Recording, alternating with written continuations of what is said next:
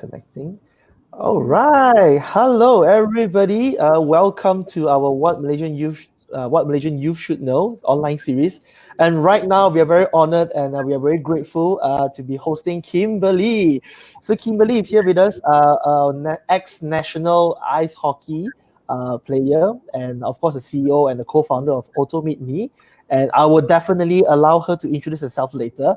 And for those of you who have just joined us, I would like you to just say hi to us. And I want you to just say hi to Kimberly for those of you watching right now. Drop us your hi, send us your love so that we know you're watching right now. And at the same time, while you're coming in, we would love to hear many more of you to come in. And also give us some time as well as we're going to maneuver to conduct watch party of our own Facebook pages and all. So in the meantime, while we are waiting, so just keep your comments coming. Say hi to us. Say hi to Lauren. Say hi to Kimberly. For those of you here, drop us your hi. Lauren, if you want to come in, and also give us some time as well as we're going to maneuver to conduct watch party. All right. So let us know when you're here, and we will also appreciate you to just drop us your highs, and also help us to like, follow this page, help us to like and also share, because at the end of this Facebook live, we will be giving away some of the gifts to our lucky winners, and Lawrence will announce what's the gift later. All right, and announce again, right? And also join us for this afternoon tea, and I feel a bit left out because Lawrence and Kimberly, they have your own cups, right? Show us your Monash cups. I only have Monash mugs. All right, good. So for those of you here, let us know. Join us, say hi to us, and do let us know that you are here. All right. So what are we going to talk about right now? And for those of you here who have just joined us for the very first time, so as an initiative from my parentis, what we will do is that every single day, daily at 2:00, we will be having a WMYSK series, where we're going to share with people on what Malaysian youth should know, especially right now during MCO. And we will invite a lot of very interesting figures like Kimberly herself today. And we'll be asking her some questions about her entrepreneurship journey and all. Now, I want to ask now, but let's just wait for a while. And so here we go. For those of you here, just say hi to us. Let us know that you have just joined in. Send us your hi, send us your love. And say hi to Kimberly. So, yep. So Lawrence, you are here today. So Lawrence and Kimberly. So maybe perhaps before we officially get started, Kimberly, would you want to just roughly introduce yourself? Yes, okay, sure. Well, hi, everybody. My name is Kimberly Wan, and I am a former national ice hockey athlete, a current game official with the International Ice Hockey Federation as a linesman, and also the co-founder and CEO of my SaaS company, Otomate Me. And that's who I am. All right, and I got to know that... I also bake on the side. Yes. You also bake on the side, right? Okay, so before I go into, I think let's have a casual chat as we're waiting for more people coming in. So let's say hi to Ashraf. Say hi to Ashraf. Ashraf, hi. Thanks for joining again, Ashraf. And I think, okay, so what have you been doing for the past few days during MCO? It's not few anymore. It's actually, it's like 2 weeks. More than one and few. I took the first week to adjust to the whole new reality of working from home and not having exactly a split between like work life and home life. And I've been trying to exercise as much as I can. Unfortunately, not being able to do it as much as I want to, but I'm trying, taking care of my parents and running my business at home. Right. Yeah, okay. That's what I've been doing. Okay. So I heard that you are an national team in ice hockey, right? And I was doing some research so that I know a little bit of your background without me sounding stupid. Okay, I got to know that you're in the Malaysian World Record. You hold some records, right? Tell us more about your journey in ice hockey and figure skating. Sure. So I've actually been in ice sports for 20 years now, which is a really long time for me. The first 10 years I spent in figure skating, and I got to Freestyle 9. I passed Freestyle 9 in Malaysia as the only girl at the age of 12 to reach that level, which is the highest level that any Malaysian woman has ever reached so far. Wow. And in order to pass that test, you actually have to record 2 parts of the program and then send it to Hong Kong to be judged by 3 judges. So that was a very lengthy process for me. It took about a month. Finally managed to get the right info to send over. And as I was skating quite a lot, I found a group of people who played ice hockey, and that was really intriguing. And they sort of roped me in and in order to pass that test, you actually have to record 2 parts of the program and then send it. Yep. That's what I started doing. I Wow. started playing ice hockey, and over time I joined the national team. I played for 3 years. Yes. And the last one was when we had it in Malaysia, the same year as I think a year of the SEA Games, a year before the SEA Games. And it was amazing. We won that tournament, and now I'm a game official for the Ice Hockey Federation. Right. So just an official. You don't practice now? I do still practice on and off, but because time is kind of scarce these days, I practice more when I'm on ice as an official or refereing or officiating. Right. Yeah. Okay. And But so it's a 20-year journey. So your last active or your last tournament, when was it? 2018. Wow. Okay. So not too long ago. All right. So as the meantime, well, I know it's very interesting to hear your background. I want to ask you more questions, but just hold on for a while. So let us just say hi to Edmund. Yeah. Edmund, say hi to you, Kimberly. We got Farah joining. Hi. Ashraf say, "Oh, Datuk so handsome today. New haircut, Datuk." Right, Ashraf. Jana say hi. Nadia say hi. Say that you're so pretty. Tasmini say hi to you as well. Thank you. Okay, so so what is that switch? Okay, from ice hockey, figure skating, ice hockey, and now to an entrepreneur. That's a very big leap. So tell us more. How did you first start being an entrepreneur? To be honest, the way I had started was right out of uni. I had joined a startup, and in that process, I was with them for about 15 months. I learned quite a fair bit about how a startup operates, mainly how little structure there is and how you get to dabble in all sorts of areas. So I think I was able to garner some level of understanding of what that would be like. And when the opportunity came about to start my own thing, I thought, okay, I have had this bit of experience. I think I can take it further with my own business. So what actually started for Otomate Me, we started out being a reordering software solution for FMCG products based on your habits and your recurring purchasing habits and usage and consumption habits as well. And what we did was we started off with that. We did e-commerce as well to be able to tie in and bulk in all the orders for caregivers, senior citizens, for parents. And what we realized was eventually that SaaS was going to be a better mode or better channel. And we moved into SaaS last year. All right. So just for information, for those of you here, SaaS stands for software as a solution. It's not another virus. Okay. Okay. So just hold on for a bit for the e-commerce part. I want to go backtrack a bit. Like you graduated from Monash, right? Yes. In communications. So I did international studies. And I graduated in social science. Right. Yeah. I think it's not easy to take the leap and to be an entrepreneur. I think before you talk about Otomate Me, I'm very curious. Like, how do you know that it's the right thing to do to be an entrepreneur? Like, from you graduated, you're from ice hockey background, then you graduated, and then you wanted to start the first entrepreneurship journey. How do you know it's the right move to do? Well, to be frank with you, I've had this bug for a while.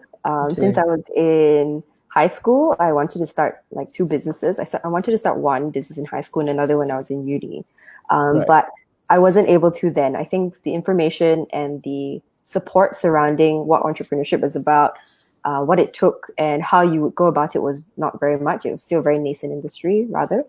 And as a result, I couldn't do it then. So when I finally thought that, okay, you know what, I may as well do it now. I have the youth on my side. I can learn, I can adapt. I do not have a ton of commitments that's going to pull me down and add to that worry. The only thing I have to really focus on is how can I grow my business and how can I manage my health and how can I manage my family. And so I felt that was the right time to jump in and try. And I think in your 20s, that's what you should do. You should really go for as many things as you can, learn as much as you can, try to network as much as you can, and keep going as you go about it. But so I just thought that it's the right time for me to do it. All right. So let me stop you for a while because I think a lot of us here wanting to do business, especially youth, young working people like you. I was like that too. We all want to jump into business. We're very inspired hearing stories of people, like achieving big results and all. And one of the things that stop a lot of people is the fear of failure. I'm Right. not too sure about you. How many of you here, for those of you watching this, continue to send us your highs and all. So Tasmini says hi, Yan Tan says hi. You can say hello to them. And Hi. how many of you here you are currently in? Okay, I would like to say, okay, how many of you here you are currently in business? If yes, just write the word business, so I know that how many of you watching this are actually business owners. So Kimberly, how do you encounter the fear of failure, and how do you actually overcome that? Well, oh, that's a big question. Well, Okay. I was like, oh gosh. Well, at the beginning, so my kind of character as a person is I'm a perfectionist, right? So I will do things and I'll keep doing it until I get it right, and then I'll make sure I can keep emulating that same result. That's been the way I've been like for my sports all these years. For business, I was hoping that would translate. But what happens is when you take perfectionism and you bring it into business, and you are also fairly new in business at that point, it is very hard when you encounter failure. So I think at the beginning, whenever I had failed or I saw things not working, or it was very difficult for me to accept. And I had to think about it as, okay, you know what, if you don't accept, you're going to be stuck in this mindset. And if you're stuck in this mindset, you're not going to move forward, and then this will be all for nothing. So eventually I had to recondition myself and understand that, okay, failure is not a bad thing. Failure just means that, okay, that's one thing that didn't work right now today. Maybe you can try it again in the future because circumstances and timing might be different. Yes. But I've learned that failure is part and parcel of the process. So I welcome it now, and I'm learning to take it more in stride. I think it becomes even more powerful coming from a perfectionist like you, because a lot of people, because they're very perfect, so they always wait for the right moment. And you walking the talk, I think, is a very good evidence that it can be done for a lot of people out there.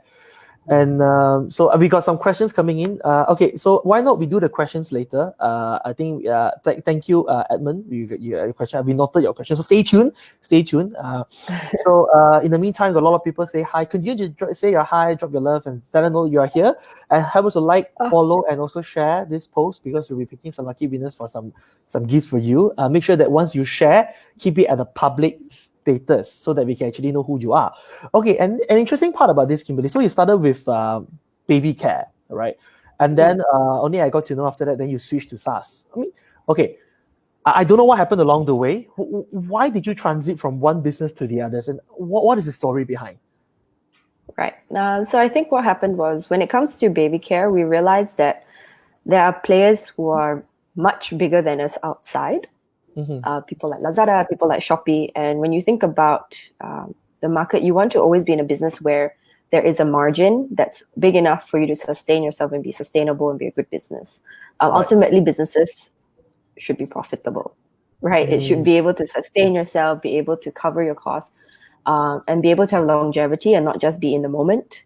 Yes. And what we saw was the way that people were putting marketing budgets as well, that people were selling products that we were buying at cost, but they were selling it cheaper than cost, which doesn't make sense as a business, So that's one of the things that we saw. The other area was also that as we were looking at different ways, we were very innovative. We partnered with over 60 partners in the daycare centers like Taskas, and also in senior care nursing homes, to be able to distribute to them as well. So we learned a fair amount, and we got a lot of data and understanding about how customers react. But ultimately, what we realized was, as we experimented with different things and we saw different opportunities, we also grasped and attempted those things. We experimented to see, okay, what other areas can we have revenue coming in from? We don't want to just rely on one stream. How can we make that 2? How can we make that 3? What are the channels available? And from there, we actually found that while we were in the co-working space that we're in now, that one of the onboarding processes could be improved. And that's how we started down the SaaS path. We were like, okay, we went to them and we say, hey, look, we think this could be improved because this is the experience we had, and I think we can make it better. And so from there, we built up the product, the initial products, after we got their buy-in, and we've just grown from there. And now we have products in email, WhatsApp, SMS, and also now we've actually come up with another product specifically tailored to the F&B sector here, as they're currently struggling with this MCO. So I think it's all about adapting to the current landscape and identify how big your market is and how you're able to serve them and differentiate. And that's what we've done. So that's how we've transitioned so far. And I think one question that I personally want to know is that because it's not easy to make a switch from a business that you're currently already doing, because I think there's always this inner question that should I persist or should I change? At the point of time when you switch from baby care to doing what you do now, how do you know is the right time to transit? How do you know it's time to say like, I think let's do SaaS and stop baby care? How do you know it's time to make that switch? Because it's very painful, I believe. Yes. Yeah. For us, the way that we made that switch was we did both at the same time for a while. Okay. As they say, never put all your eggs in one basket, right? So we yes. did both, and until we saw that, okay, one has got a bigger potential than the other, then you have to take a leap on yourself, a leap of faith on yourself, right? And decide, okay, here's where I see this can go. Here's the way that I think it can grow as well. I see clearly this is the path. And then you make the switch. And it was hard, I had to contact all my suppliers. I had to contact all my customers. I had to email them personally, which I use my tool for, by the way, because it's personalized. And I automated the outreach and ensured that each of them got a personalized message from me that told them why we were doing what we were doing, where we were going, and making sure that they were aware. And so that was the transition period. It was not easy. I think along the way, I'm not too sure. I think Lawrence had made the transition in your businesses, knowing you. I think it's also like because transiting. Some people say the word transit but it's also quite painful sometimes, right? Yeah. So I think Lawrence will have a lot of experience with that, right? When it's time to change, you have to change. Because if you know the old way of doing things, if it's not giving you the result that you want, you have to move on. You have to move on. Then yes, you have known me for many years, at least 5 years. I think I've made numerous changes. I think you have known I spoke to you a lot of times. But yes, when it's time it has to go, it has to go. I think this message comes very timely right now. And I think I always like this one quote, you change things that you can't accept, or you have to accept things that you can't change, right? So here we have Vincent Liang saying hi. Just say hi to Vincent. Hi, Vincent. All right, so it's time to taking one question from Edmund. I think it's the right time. Okay, so there's a question by Edmund, Kimberly. What is your main challenge when you start up your own company? What is the main challenge when you started up? How long did it take for you to cope? Oh, wow. Okay, give me a moment to think. Yes. What was the main challenge? Well, as you're thinking, so the rest of you, if you have any questions right now, just let us know. If you have any questions for Kimberly, you can just type and respond to us. Especially for those of you here watching right now, we will definitely invite and welcome you to also like, comment, and share this post. So, and at the end of this, we are going to be picking some lucky winners so that we can give away some gifts. All right. So yes, Kimberly. So what is your main challenge when you start up your own company? The main challenge for me was how do I face and take in rejection and keep moving? Wow. Okay. That would be I think the biggest challenge at the beginning, because when you work with a company, before I started my own business, right? When you work with a company, while you give your heart and soul to the business and you take it through, when you feel rejected, it's not necessarily your idea or your baby or what you've conceptualized, right? It is the concept and the vision of the founder.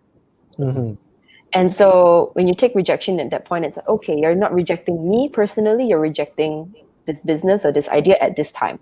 And so it's different from when you're doing it on your own and you're like, okay, are you rejecting me, or are you rejecting the concept, or are you rejecting the premise? How do I ensure that, okay, maybe I am not selling properly, or I'm not doing the right thing? So how do I juggle between, okay, is this really not a concern for you, or is this a need for you, but I'm not doing my part to do it better? So I think that was the key thing, rejection. How do we deal with that?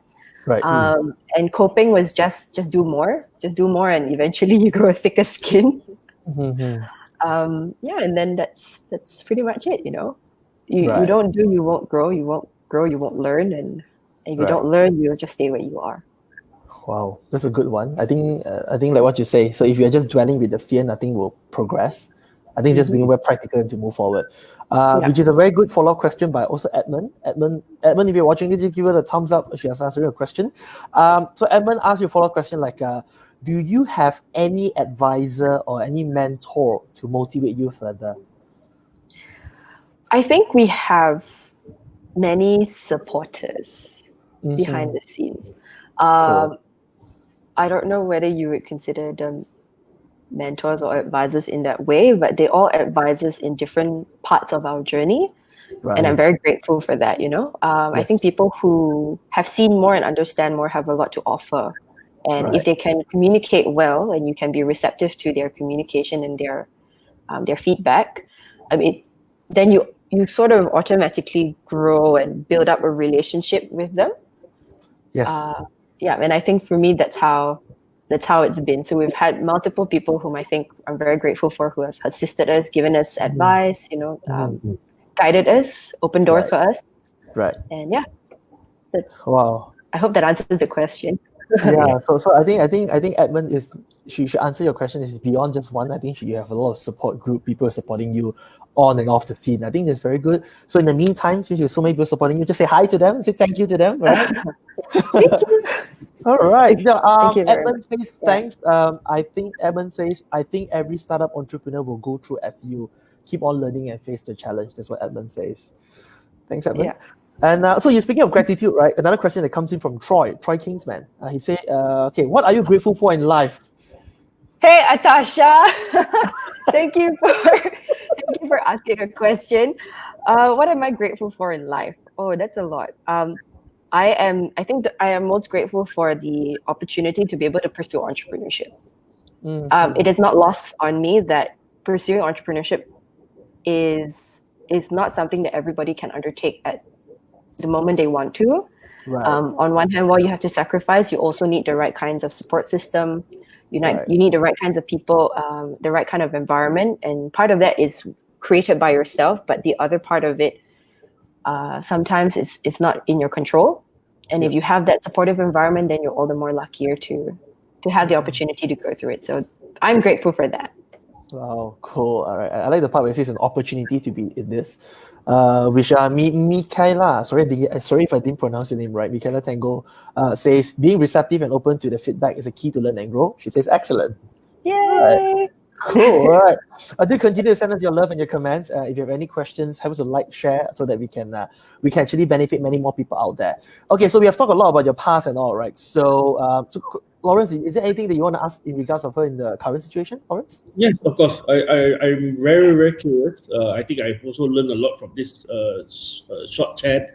But I really want to know, when you started this new venture, who are the people that you started to approach to, or who are your current clients? I mean, who as in what? Which group are there? Are they the SMEs, or are they the corporates, or and roughly which businesses are more receptive towards your changing their business using your tools, or which are those which are not so receptive towards accepting changes in using your tools? Can I clarify that your question is in regards to our software as a service tools? Yes. Yeah. Okay. So currently, the people that we serve predominantly are SMEs. SME people in the traditional professional services line, who have a lot of manual processes, a lot of paperwork, a lot of repetitive manual work that they have to do day in and day out. And I think these are the ones who, while are keen to digitize, sometimes don't know how. I think these are also people who are cautious, because over the last, maybe over the last decade, where other people have advocated for digitalization, they have perhaps been burned a couple of times. And so they're very cautious now. They want to make sure that, hey, we're making the right choice. We're not going to go through the same thing that we did before. So sometimes it's a little bit tough to break through. But for us, we tell them like, hey, look, we know where we stand and we know what our tools can do for you. We have the use cases to prove it. And, whatever it takes for us to put you at ease, we'll do that. And so that's what we do. In terms of people that we work with quite a range of companies right now. People in the industries from logistics to healthcare to education to media. Where else? Professional services. Of course, NGOs. Lawrence here is our customer, and yeah. So we have businesses who we're targeting in terms of SMEs, but we're also working with a handful of MNCs. Right. So for them, there would be in the hospitality line, in the logistics line, and All right. education. All right. Yeah. So it's a wide range. Yeah. So right range, and for those of us here, for those of you who have just joined in, I mean, not too sure how well you know Automate Me, and because we just have a very rough introduction of Automate Me during the start. So for those of you who have just joined me, can we enlighten them a little bit? Could you tell us more about Automate Me? Like, what is one pain point you're solving? What do you really do? What makes you different from other people? Would you mind to share that? Yeah, for sure. Well, Automate Me, we're a software as a service company. Predominantly, we help businesses to personalize and automate their manual processes that are currently being undertaken by email, WhatsApp, or SMS. So I'll just give you an example because I think examples are usually a very good way to frame things. Yes. For instance, if you've ever had, let's say, over one of the festivities, Chinese New Year, Hari Raya, Deepavali, if you've ever copy and pasted a festivity or festival message or a wish and change the name and send, copy paste multiple times, that's something that we can do for you to personalize that kind of outreach. If you're a business who needs to send out emails to notify your customers about important deadlines and important documents that they need to send out, these things are typically needed to be done one at a time. So to ensure that there are no mistakes made. But even then, if you're doing it repetitively, somebody might miss out a document, somebody might make a typo, and people don't generally respond well to that. So in our system, you can eliminate the chance of actually making those sort of minor mistakes that impact your reputation as a business, automate that process, save yourself time, and actually have your team be put to better use. Instead of being there doing repetitive work, they can be calling your customers, they can be serving them, they can be understanding, hey, how are we doing today? Can we do better? They can be getting feedback and serving more of their needs rather than doing repetitive work. So pain point wise, that's the main thing that we solve. The manual aspect of work that is currently being done, we're able to automate all of that, ensure it's personalized, and ensure that it's sent out in a very prompt and efficient manner. Okay. So I hope that answered it. So I just want to explore further because you mentioned about festive messages. That resonates very well with me because sometimes what we do is that, like what you say, that we copy paste and change the name. And sometimes when you get tired, right, then you copy paste the wrong name, you delete and you send again. Then you attach, never attach, and you send to wrong people. So I felt that pain. So besides just festive, what are the applications of it? So people use your SaaS, your solution. Normally for what purposes? So it's actually really diversified. They utilize our emailing tool when it comes to very critical deadlines that customers need to be reminded about. Usually these deadlines are not fixed. Every customer having joined a different time might have a different, deadline that they need to be reminded at. And therefore people are currently doing this manually. That's very difficult to do if you have more than 1,000 customers, which a lot of SMEs I think would have now. And so that's one of the areas that they're utilizing us in. The other areas are even things such as Auto SMS, one of our other tools. They utilize it for marketing. The reason being that now Auto SMS, you can personalize the message, but you also get a personalized landing page, and that is trackable. So we are able to see how long you're spending on that page, whether or not you have clicked on the call to action that you're supposed to do below, and inform you straight away. Typically, SMS, if you're using providers, they just blast out 50,000, 20,000 messages at one go.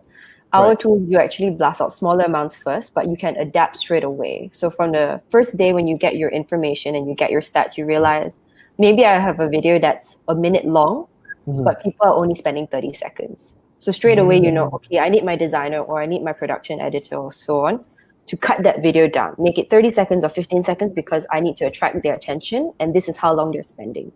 So by being able to give these insights straight away, our tools are actually being able to support businesses who want to do this and communicate with their customers in a very cost-efficient but personalized way. Yeah. So in a way, you incorporate data, analytics, and you work with your clients to personalize. I think that's a very good thing because using data is like the way to go. At least you don't like what you say. We do like a 4 minutes video at the end. People watch the 50 seconds and then you're gone. I think it's a very good initiative. I think that somehow hits the pain point that people are facing right now. All right. So, so as the meantime, we're talking about that. So we have a question from Wei Chen Ang. So let's take in a question, Okay. Kimberly. And say, hey, how can we, as a non-tech founder, build a startup? Okay. I think it depends. What is the startup that you're looking to build? What are you trying to solve? For example, I mean, you wouldn't build a startup for the sake of building a startup. You would build a startup because you see that there is a pain point that can be improved, or there is a big gap that's not being served in the market. And if you found that gap and you realize that, okay, in order to move quickly, you need technology, then I would say having a technical partner is very important. If you outsource and you get a developer to do it, you can, but it's very, very costly. So it's always best to have an in-house developer, and then start from there and germinate, your idea. And eventually, when you're ready to take the plunge, then start building an MVP and grow from there by iteration and from feedback. Mm-hmm. Wow. Okay. Yeah. So so I hope Wei Chen, Ang Wei Chen, I hope that she answers your question. Henry says it's a good solution for insurance people and the industry as agents, because they normally send updates and festive seasons on a one-on-one basis and say yeah. So Henry says good. Tasha says, guys, I'm back. Hey everyone, say hi. Hello, Tasha. Tasha, yes, we know that you've been following. I think actually what Henry said about insurance is very apt and spot on, especially general insurance. As you know, if you're an agency, you're a big agency who's been around for a while, you probably have anywhere north of 1,000 to 5,000 agents, right, ballpark with you. And the thing is, there's only so much time people can spend on their phone reminding you to do things or following up with you. So if you can have that journey created and you can ensure the personalization is still there, I think it's a big win for you, and it saves you so much time. Cool. All right. So which Lawrence, do you? I mean, you. I know you send a lot of message, right? How do you cope with all these messages that you send? Because you deal with so many people, you deal with so many stakeholders, private governments, there are so many. So how do you cope with that blasting out, right? To be very frank with you, I do have this problem, especially in these 2 years. I also have problem personalizing. Of course, until I met Kimberly, and then she showed me her platform, and she showed me what are the things that Otomate is able to do. I think that's why definitely my printers is working very closely with them on this, because we have again too many people that once it's not just about personalizing. Sometimes you send to A and you forget B. And then when the festives is over, then you realize that, oh no, I forgot to send to certain people and I forgot to reach out to certain people. So I think it's very important. So that's why that actually leads to another question that I want to share. I want to ask Kim. You see, I think a lot of people realize, I don't know, it's two parts to this. Number one, do people really realize the importance of tools and data in their, in this current business setting? And if yes, if people already know, I think a lot of people, I spoke to a lot of people, they talk so much about digitalization, they talk so much about data, but what is that thing that actually stop companies from adopting this kind of changes in their company? I think a lot of the times, where I mentioned earlier, some of it is people have tried and gone down the digitization path but has been burned before, so they are wary and they're very cautious. I think others, they don't maybe know what to look for, so they don't know what tools are out there. And when you don't know what tools are out there, you really wouldn't know what you can do to help move your business forward. People, in terms of businesses, I think they were not necessarily ready to adopt as quickly. Not all businesses, it's very sector dependent, it goes through in waves.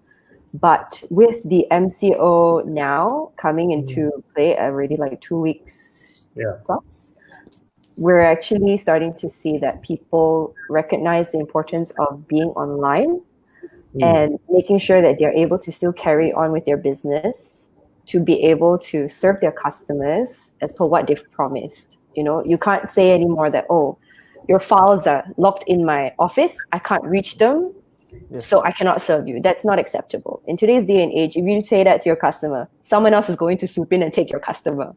So people have to recognize, and I think businesses are recognizing now, that if I want to retain my customer, which is actually more cost effective than acquiring a new one, I need to adapt and I need to digitize. And then I need to find the right partners who will work with me hand in hand for the long term, not just short term, so that we can implement a strategy that utilizes the tools to be able to be better than where we started. And yes, I think that's where businesses are now. So what is this acceptance? Not only acceptance. What you have? I'm sure you have spoke to a lot of companies. I'm sure you have spoke to a lot of big, small, medium. What is actually are they actually open? Not only just to accept new technology into their business, or are they just like I'm fine, it's okay, I'm happy with where I am. What at which businesses? Where is businesses standing at this moment? Does clients that you have met or potential clients, are they very open to changes, or are they not so open to changes?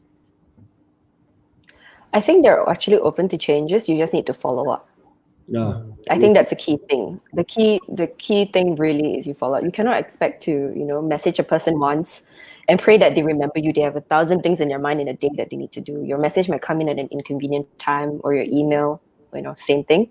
So a lot of the time it's about following up with your customers or prospective customers. And if you follow up and you're persistent, thoughtful and polite and kind way, not in an aggressive and, not very polite way, I believe that businesses are more inclined to work with you and to adopt your solutions. Sometimes it's also timing.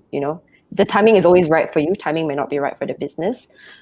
Whether it is somebody who may have maybe they need to fill a role to be able to ensure that the person is there to use your tool, or maybe they are in a very peak period and they can't look at this now. Doesn't mean that 3 months from now or after that peak period is over that they're not your target market. They still are. So you have to follow up. And that's where our tool comes in very handy. You can structure these follow-ups. You can immediately email them according to your set time and ensure that everything is personalized. And I think that's where we can also help businesses quite a lot. So you walk through with them a journey instead of just selling a product, but you actually build together with them. I think that's the main differentiating factor that I see from your service. Yeah. All right, good. So let's address some questions right here. So Nadia says hi. Nadia says, Nadia. What is your advice for businesses in Malaysia to deal with the recent COVID outbreak and the economy? Oh, that's so big. That's such a huge question, Nadia. I think, firstly, I'm not going to pretend that I can give advice from the standpoint of an MNC or a large SME to start, because that's not a position I'm in, so I don't think I have any say in that. But from the perspective of where I am, somebody who's building a business still, I personally would say try as much as you can to get business, try to digitize what you can, try to optimize and automate, try to streamline your processes.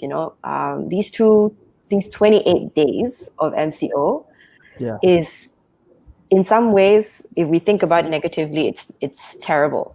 But if we look at it from the other perspective, it gives us a chance to actually have no excuses for ourselves. When else are we going to have a chance to sit at home 24 hours and decide what our day is going to be like, what we're going to achieve, and what we're not going to achieve? This is the only time, as far as I can tell. And so if you have this time now, think about what your business is, what business you're in, and see what you can automate, see what you can streamline, see how you can move your team members and say, okay, look, I understand that the role that you're in now might be very repetitive. I have a tool here that's going to make your life easier. Here's other things I want you to explore, because only if you explore new things can your business grow. And so that's what I would advise for SMEs. Again, very different. If you are a manufacturer, if you're a retailer, it is very difficult in this time. So that's something that I also am trying to figure out how we can do anything to help with that. But I don't want to missay anything. All right, cool. Okay, and Shani Tan says, way to go, Kimberly. Oh, thank you. And okay, one question I'm just curious to know. As of right now, during this economy COVID outbreak, and from the perspective of a business owner, what support would you wish to see from the government? Another loaded question. Okay. I think this one's also really tough. So I've heard a lot of talk from different people who are in different businesses. Different Right. people are struggling at different degrees. So it's a bit difficult for me to say because personally speaking, I think we're in a sector, being the tech sector, we're in an industry, again, technology, software industry, where we can sell beyond our borders. We can still do business. It's just a matter of how well we're doing our marketing, how well we're hitting people's pain points, and how well we're able to achieve that. The same is not true for brick and mortar businesses. And so I think a lot of them now are adapting. What the government could probably do is continue having dialogue with stakeholders, especially people who represent a large collection or a large collective of businesses in that specific industry. Really be thoughtful, really listen, and really do the analysis that you need to do as a government to decide, okay, what kind of funds need to be allocated to whom and where and when, and which industries, can afford to take a bit more of a hit, so that they can support people and make sure that the jobs are not lost. I think we've all read the news. It's not going to be very nice. It's not flowery at all. Yeah. So I think the government needs to just have more open communication, and I believe they've done so already. And so I hope they keep doing that. Yeah. What I wish for the government to do. Yeah. All right. Yep. Okay. So speaking of which, I think because Lawrence is also a business owner, we are all business owners anyway. Yeah. So Lawrence also has some of his thoughts as well. Maybe I allow Lawrence to take it from here.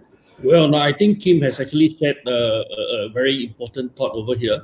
But actually, I'm more interested for her to share something else that she also does other than automating, helping SMEs and helping businesses to automate, which I actually personally, I'm so regretful that I don't have it in front of me right now. Wesley, you were supposed to actually have that opportunity. It's so wasted. But I would like Kimberly to share what other, and there's another side business that you are also doing at the same time. Please share with us, what do you do? Oh, yes. Okay, so I also do a brownie business, which just started like Q4 last year. To be honest, it was a stroke of luck. The way it started was I was home one day and I was baking. And when I finished, with the brownies that I had baked, my family, we tried it and we saw that, this actually tasted wildly different and actually better than brownies I've done before. Wow, okay. So I took the leap and I thought, okay, since I'm in a co-working space, I'm going to just get people to try it and see what their feedback would be. And the minute they tried it, I got a lot of positive feedback and I got my first sale for that brownie at night from somebody that I didn't even know, like from a tenant at the co-working space. And so I thought, okay, not bad, let's try. So I tried it. I put up an Instagram account, I did a logo, I now have a website, and I started selling brownies. And so that's also a side business that I have now. Well, not really a side business, like a side thing. And Lawrence has tried a couple of them so far. He tried to order some yesterday, but I've run out of boxes. So I couldn't. It's for me too. I bought it during my birthday celebration. Remember, Wesley? Yes. I don't know if you have tried it, but definitely it's something that you must order. I will wait for MCO to finish and she order her box. I'll make sure I'll send it to you personally. I will do the delivery, yeah, Wesley? Wow. Oh, shit. Very honored, very grateful. Thank you for that. Fantastic. Thank you. Thank you. All right. Thank you so much. Thank you so much for your time. All right. We have been having quite a lot of questions. It's very good to see that. And for those of you who just joined, so unfortunately, we are almost reaching the end of this short afternoon chat. So if you would like, we do have the replay after this. And to all of you watching this right now, I would like to thank you for your time. And I will do just a little bit of shout out. And again, have us to like and share this post, this Facebook Live, so that we can benefit many more people out there. And we'll be picking a few lucky winners to walk away with our exclusive gift. So we will have the Touch and Go Tun Mahathir card limited edition right there. So Lawrence having it right now. Perhaps you can show us. All right, so it's the limited edition card. Terima kasih Ton M. So for those lucky winners who happen to like and share, do remember to also put the privacy setting to public so that we actually can know who shared this post as well.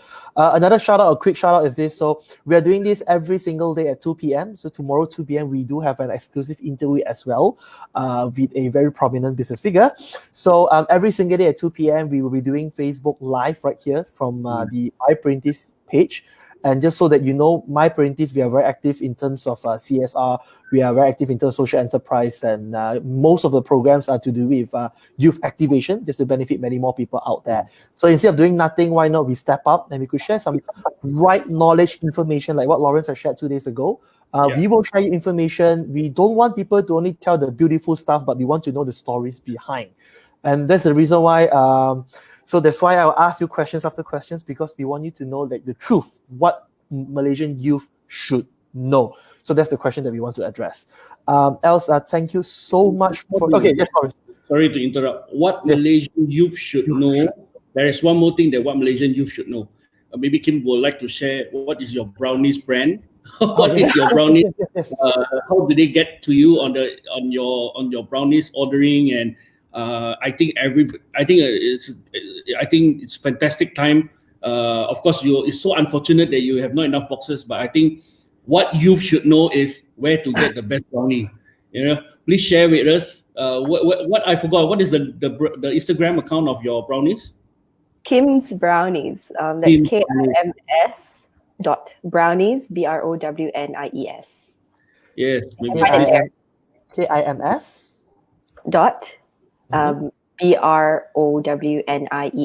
Kim's Brownies. Okay. I believe it does a dot there. Let me just check. Okay.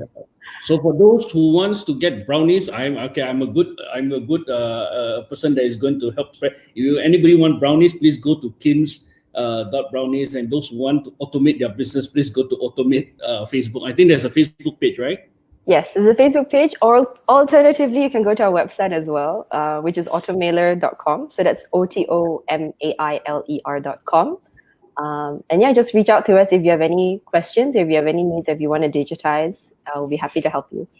Let me just get it right again. So it's OTOMAILER.com. Yes. Cool. Just give me a sec. I'm just managing the comment section so that people can actually refer, because a lot of people are very visual. So I can vouch for these two things. I can vouch for the system, and I can vouch for the brownies. So I want to make sure those people who are viewing now, they know where to get the best. Right. Thank you very much. All right. So thank you so much for your time, Kimberly. Thank you very much for your sharing and your thoughts, and really appreciate that. So all the best in your business endeavor, in your brownies as well. So we look forward to having some in the near future after MCO. Yes. Else, again, thanks again. Say thank you, our friends. Thank you so much for joining. Unfortunately, Tasha, so we are about to end this Facebook Live. Perhaps you can reach out to her, at her IG and her Facebook page. You can reach out to her, Tasha. And thank you so much for your time. So perhaps you can say thanks to our viewers out there right now. So thank you. Thank you so much, Lauren. And of course, right before we end, let's take a picture together. Okay. So look at the camera and give some love. You want love, peace? Wow, is it like this? I always get confused. I always use the wrong hand. Should be like that. Okay. Okay, so ready? Look at the screen. Ready? 1, 2, 3. All right. Thank you. All right. Thank you so much for your time, everybody. Have a nice day. Until then, signing off from My Parentis. Once again, thanks, Kimberly. And I'll see all of you here tomorrow at 2 p.m. And I'll see you, and all the best, everybody. Thank you. Thank you. Bye-bye.